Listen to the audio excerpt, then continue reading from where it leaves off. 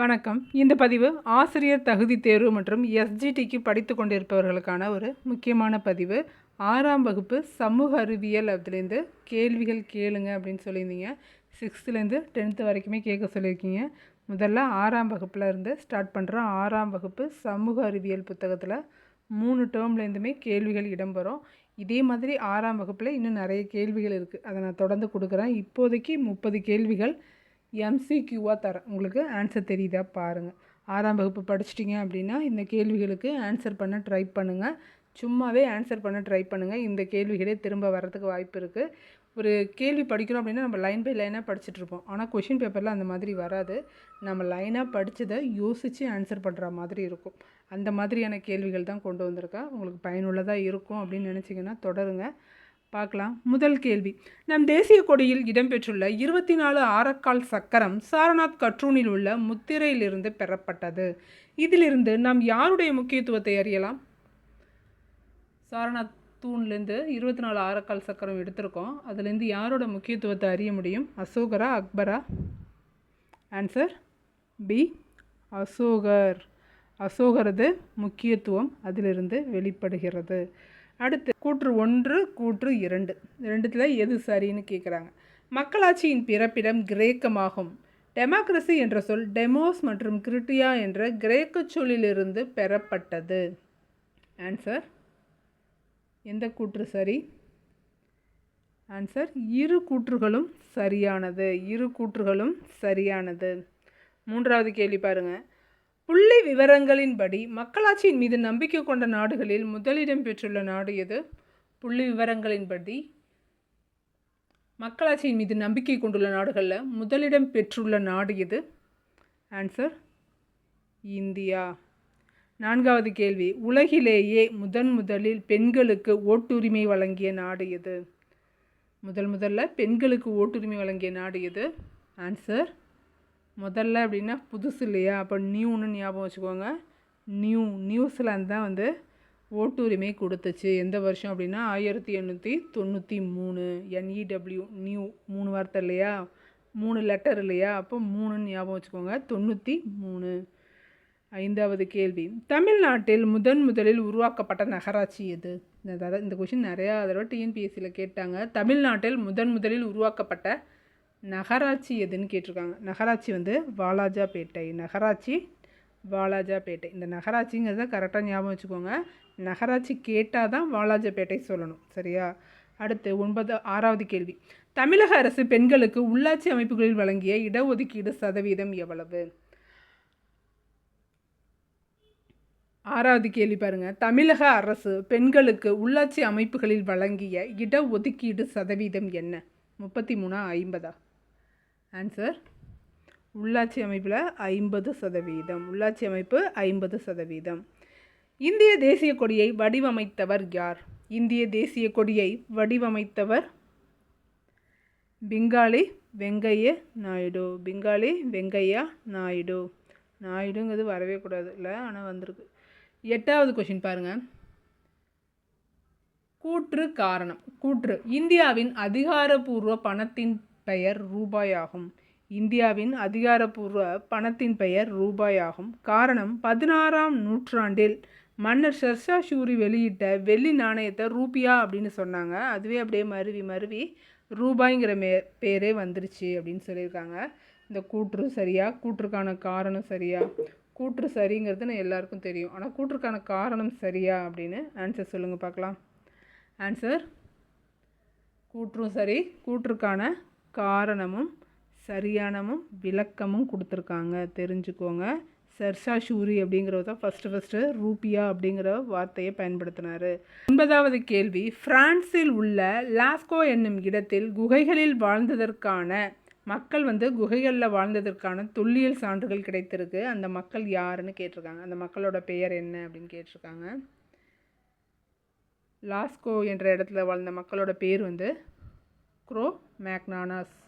Grow மேக்னானாஸ் அப்படிங்கிறவங்க தான் லாஸ்கோ அப்படிங்கிற இடத்துல குகைகளில் வாழ்ந்தாங்க. இவங்க இறந்தவங்களை புதைக்கிற பழக்கமும் அவங்களுக்கு இருந்தது. அடுத்து 10வது கேள்வி, பொறுத்துக. க்ரோ மேக்னானாஸ், பிகிங் மனிதன், ஹோமோசேபியன்ஸ், ஹைடல்பர்க் மனிதன். பொருத்த முடியுதா பாருங்கள் ஆன்சர். இந்த மாதிரி பாக்ஸாக கொடுத்துருக்காங்க அப்படின்னா கண்டிப்பாக எஸ்ஜிடியில் அதை கேட்குறதுக்கு நிறைய வாய்ப்பு இருக்குது. குரோமெக்னானஸ் அப்படின்னா இது பாக்ஸில் உள்ள ஒரு கொஷின் தான். குரோமெக்னானஸ் அப்படிங்கிறது ஃப்ரான்ஸ். இஸ்ஸு வருதா, அந்த இஸ்ஸை வச்சு ஃப்ரான்ஸுன்னு படிச்சுக்கோங்க. அடுத்து பீஹிங் அப்படிங்கிறது சீனா. ஹோமோசேஃபியன்ஸ் அப்படிங்கிறது ஆப்பிரிக்கா வரும். செப்பியன்ஸ் அப்படிங்கிறது சிக்கு 4. Heidelberg London. ஆன்சர் ஏ தான் ஆன்சர். 3 1 4 2 ஏ தான் ஆன்சராக வரும். அடுத்து 11வது கேள்வி. நேரடி மக்களாட்சி வெற்றிகரமாக செயல்படுத்தப்பட்ட வரலாற்றை கொண்டுள்ள நாடு எது? நேரடி மக்களாட்சி இங்கே வெற்றிகரமாக நடக்குது. அந்த நாடு எது அப்படின்னா ஆன்சர் சுவிட்சர்லாந்து. நம்ம நாடு மறைமுக மக்களாட்சி. ஆனால் நேரடி மக்களாட்சி எங்கே நடக்குதுன்னு கேட்டாங்கன்னா சுவிட்சர்லாந்தில் வெற்றிகரமாக நடக்குது. அடுத்து 12வது கேள்வி. புவியின் வடிவம் என்ன? 12வது கேள்வி. புவியின் வடிவம் ஜியாய்டு அப்படிங்கிற ஒரு வடிவம். அதுக்கு பேரே ஜியாய்டுங்கிற வடிவத்தை கொடுத்துருக்காங்க. அடுத்து 13வது கேள்வி. இந்திய தொல்லியல் துறை தலைமையகம் அமைந்துள்ள இடம் எது? இந்திய தொல்லியல் துறை தலைமையகம் அமைந்துள்ள இடம் எது? புதுடெல்லி. யாரோட உதவியோடு இது உருவாக்கப்பட்டது அப்படிங்கிறதையும் தெரிஞ்சுக்கோங்க. ஆன்சர் சொல்லுங்கள் பார்க்கலாம். முதல் எழுத்து வடிவம் யாரால் உருவாக்கப்பட்டது? முதல் எழுத்து வடிவம் ஆன்சர் சுமேரியர்களால் உருவாக்கப்பட்டது. முதல் எழுத்து வடிவம் சுமேரியர்களால் உருவாக்கப்பட்டது. உலகின் மிக தொன்மையான மெசபடோமியா நாகரிகம் எத்தனை ஆண்டுகளுக்கு முற்பட்டது?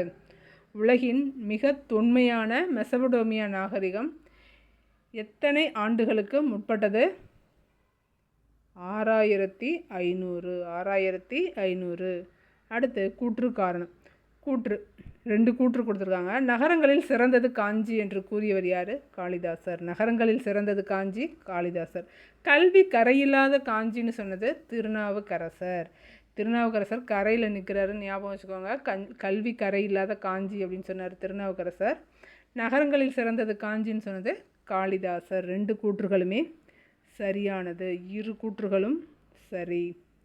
அடுத்து 17வது கேள்வி. 14 துணைக்கோள்கள் கொண்ட நெப்டியூன் கிரகத்தின் மிகப்பெரிய துணைக்கோள் எது? நெப்டியூனுக்கு எத்தனை துணைக்கோள் இருக்குது? 14 இருக்குது. அதோட மிகப்பெரிய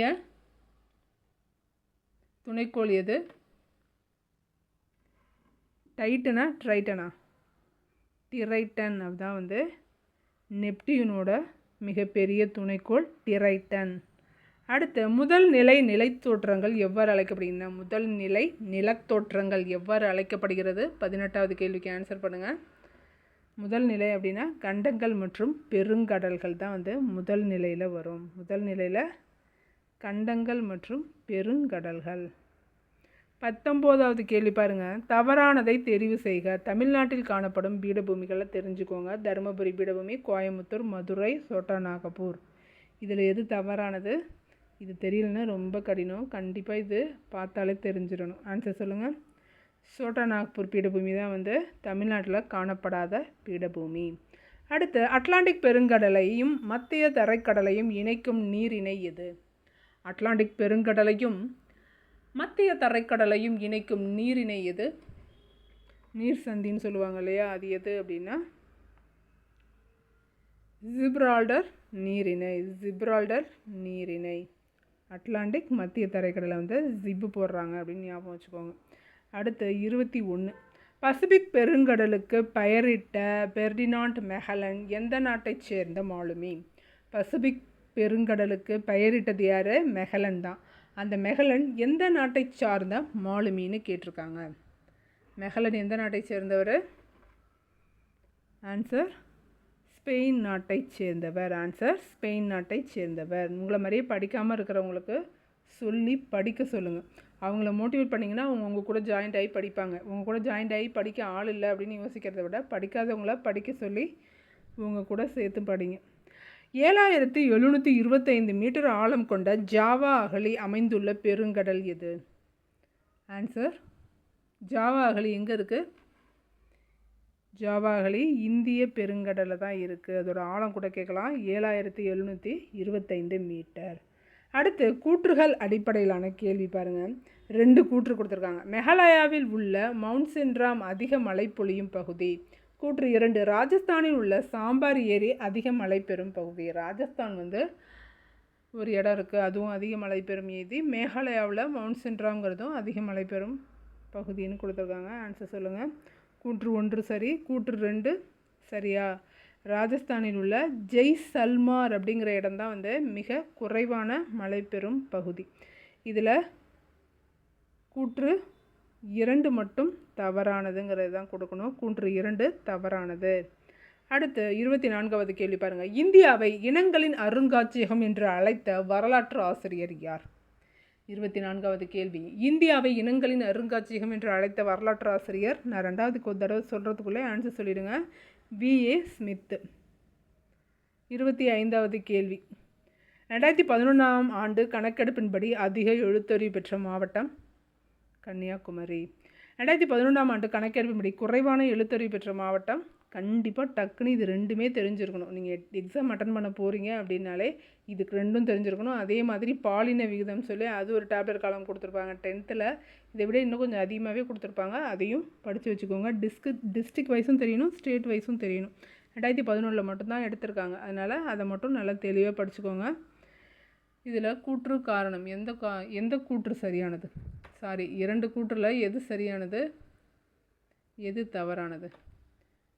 கூற்று 2 மட்டும் இதில் தவறு. கூற்று 2 தவறு. ஏன் அப்படின்னு சொல்லுங்கள் பார்க்கலாம். எந்த மாவட்டம் எழுத்தறிவில் கம்மியாக இருக்குது? விழுப்புரமா, தருமபுரியா? ஏன்னு சொல்லுங்கள். அடுத்து 26வது கேள்வி பாருங்கள். ஏபிஜே அப்துல் கலாமுக்கு பாரத ரத்னா விருது வழங்கப்பட்ட ஆண்டு என்ன? ஏபிஜே அப்துல் கலாமுக்கு. அப்புறம் இன்னொன்று சொல்லணும்னு நினச்சேன், நீங்கள் டீச்சர் ட்ரைனிங், இப்போ ஒர்க்கிங் டீச்சிங்கில் இருக்கிறவங்களுக்கு எக்ஸாம் எழுதுறீங்க இல்லையா, அவங்க படிக்கிறவங்க தயவு செஞ்சு ஃபஸ்ட்டு பாக்ஸில் இருக்கிற கொஷினை படிங்க, புக் பேக் படிங்க. அதுக்கப்புறமா புக்கு உள்ளே படிக்க ஆரம்பிங்க. எடுத்த உடனே அப்படியே புக்கு எடுத்து வச்சு படிச்சுட்டு இருக்காதீங்க. முதல்ல புக்கில் இருக்க எல்லா பாக்ஸ் கொஷினையும் படிச்சிருங்க. அதுக்கப்புறம் புக் பேக்கையும் படிச்சிருங்க. அதை திரும்ப திரும்ப ரிப்பீட் பண்ணிக்கிட்டே நீங்கள் புக்கை படிங்க. ஓகேங்களா? எந்த டெட் எக்ஸாமாக இருந்தாலும் சரி, ஒர்க்கிங்காக இருந்தாலும் சரி, நான் ஒர்க்கிங்காக இருந்தாலும் சரி, முதல்ல பாக்ஸை படிங்க, அதுக்கப்புறமா உள்ளே இருக்கிறத படிக்கலாம். ஏபிஜேக்கு எப்போது பாரத ரத்னா விருது வழங்கப்பட்டது? 1997 தான் வழங்கப்பட்டது. அடுத்ததாவது கேள்வி. Match the following. அச்சரேகை, தீர்க்கரேகை, பூமத்திய ரேகை, கடகரேகை, மகர ரேகை. இது எல்லாத்துக்கும் டிக்ஷனரியில், தமிழ் டிக்ஷனரியில் என்ன பேர் வரும்? தூய தமிழில் சொன்னால் என்ன வரும் அப்படின்னு கொடுத்துருக்காங்க. அச்சரேகை அப்படின்னா அகலாங்கு, தீர்க்கரேகை அப்படின்னா நெட்டாங்கு அப்படின்னு வரும். தீர்க்கரேகை அப்படின்னா நெட்டாங்கு. பூமத்திய ரேகை மத்திய அப்படின்னு வருது இல்லையா, அதை வச்சு நிலநடு வரை அப்படின்னு வரும். நிலநடு வரை. கடகரேகைக்கு கடகவரை, மகர ரேகைக்கு மகர வரை அப்படின்னு வரும். இதுதான் இதில் ஆன்சரு. அடுத்து 28வது கேள்வி பாருங்கள். ராயல் வானியல் ஆய்வு மையம் அமைந்துள்ள இடம் எது? அமெரிக்காவா, இங்கிலாந்தா, ஃப்ரான்ஸா? ராயல் வானியல் ஆய்வு மையம் எங்கே அமைந்திருக்கு? ஆன்சர் இங்கிலாந்தில் அமைந்துள்ளது. 29வது கேள்வி. கூற்று காரணம். பன்னாட்டு தேதிக்கோடு அப்படின்னு ஒன்று இருக்குது. அந்த பன்னாட்டு தேதிக்கோடு வளைந்து செல்லுது. பிக்சர் போட்டு கொடுத்துருப்பாங்க. காரணம், பன்னாட்டு தேதிக்கோடு நேராக சென்றால் ஒரே நாட்டிற்குள் 2 தேதிகள் அமையும். இதனால் ஏற்படும் குழப்பத்தை தவிர்க்கவே அது வளைந்து வரையப்பட்டுள்ளது. கூற்று காரணம் புரிஞ்சுதா? கூற்று காரணம் சரியா அப்படின்னு சொல்லுங்கள். கூற்று சரி.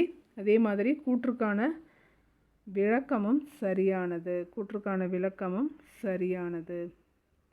அடுத்து 30வது கேள்வி பாருங்கள். ஐநா சபை 2007 முதல் உலக மக்களாட்சி தினமாக கொண்டாடி வரும் நாள் எது? ஐநா சபை 2007 முதல் உலக மக்களாட்சி தினமாக கொண்டாடி வரும் நாள் என்ன? எப்போலேருந்து உலக மக்களாட்சி தினத்தை கொண்டாடுறாங்க அப்படிங்கிறதையும் சேர்த்து படிச்சுக்கோங்க. 2007 செப்டம்பர் 15 தான் உலக மக்களாட்சி தினம்.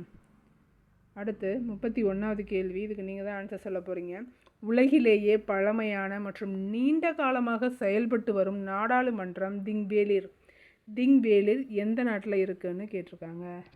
திங்வேலிர் எந்த நாட்டில் இருக்குது? ஆன்சர் சொல்லுங்கள். இதே மாதிரி திரும்பவும் நான் உங்களுக்கு EVSல கேள்விகள் கொடுக்குறேன். முக்கியமான கேள்விகளை திரும்ப கொடுக்க ட்ரை பண்ணுறேன். நிறைய பேர் வந்து ஏன் ஷார்ட்ஸ் போட மாட்டேறீங்க அப்படின்னு கேட்குறீங்க. நாளையிலேருந்து ஷார்ட்ஸும் போட ட்ரை பண்ணுறேன்.